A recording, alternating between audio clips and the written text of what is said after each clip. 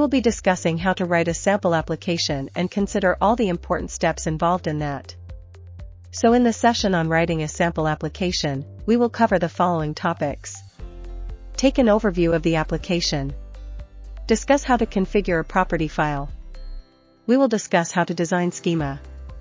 Then we will actually discuss how to write code and then how to build and run your sample application. While learning how to write code, we will create unit tests for repository and service classes as well. As we develop a sample application, you can understand what can be built with ScalarDB in comparison with the layered architecture pattern. We will discuss configuring a property file. We will also discuss specific CRUD operations with ScalarDB. You can understand how to perform transactions across multiple databases, including a NoSQL database.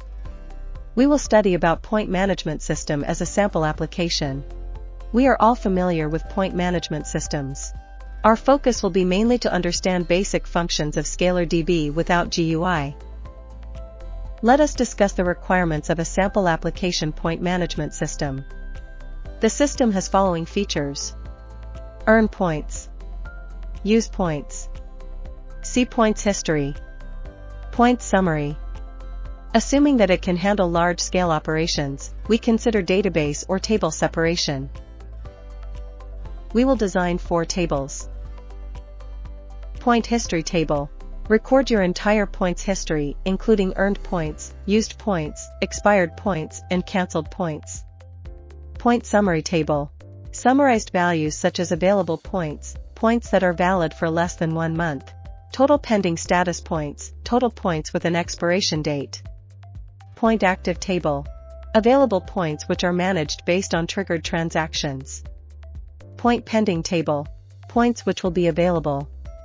In this sample application, MySQL is used for the point summary, point active and point pending tables. These tables are updated frequently, but the number of records is not so much.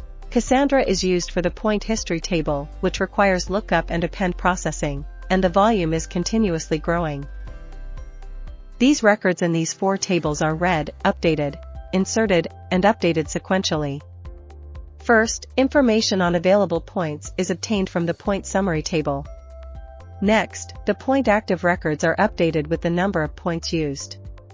Point active stores a record for each point occurrence event and deletes records in which all points have been consumed. Next, the history of points used is recorded in the point history table. Finally, the points used are reflected in the point summary table.